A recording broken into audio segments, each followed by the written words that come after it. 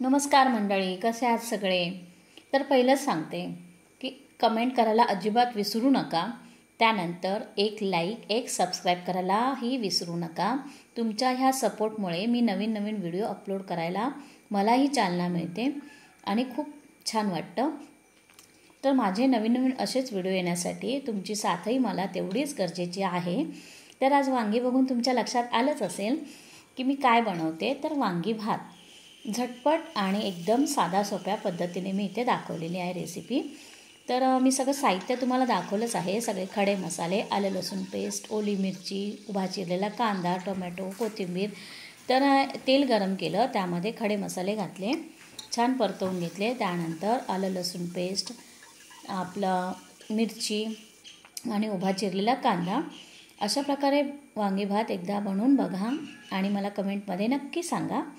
तर उभा चिरलेला कांदा परतून झाल्यानंतर टोमॅटो थोडासा नरम झाल्यानंतर चिमूटभर हिंग आणि आपले लंकेचे मसाले, लाल तिखट, किचन किंग मसाला, थोडासा गरम मसाला, अशा प्रकारे सर्व मसाले छान परतवून घेतले.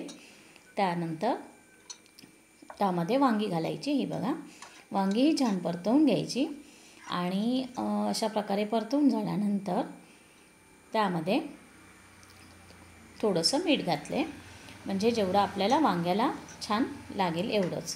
त्यानंतर आता यामध्ये मी धुवून ठेवलेले तांदूळ घातलेत. मी वाडा कोलम घेतला होता आणि एक 10 मिनटं छान धुवून तांदूळ साईडला ठेवून दिले होते. तर हे असे परतवून घ्यायचे फोडणीमध्ये. त्यानंतर गरम पाणी ठेवलं होतं, तेही आता आपल्याला जेवढं पाणी हवं तेवढं घालून घ्यायचं. मी अंदाजानुसार पाणी घातलं होतं. अशा प्रकारे छान सर्व मिश्रण ढवळून घेतलं आणि कुकरला 4 शिट्ट्या करून घेतल्या. हे बघा, अशा प्रकारे माझा वांगी भात तयार आहे. कोशिंबीर, पापड, लोणचं याच्यासोबत खूप छान लागतो आणि झटपट अशी रेसिपी आहे. आता वरतून मी थोडीशी कोथिंबीर आणि ओलं खोबरं घातलं आहे. तर व्हिडिओ शेवटपर्यंत पाहिल्याबद्दल धन्यवाद.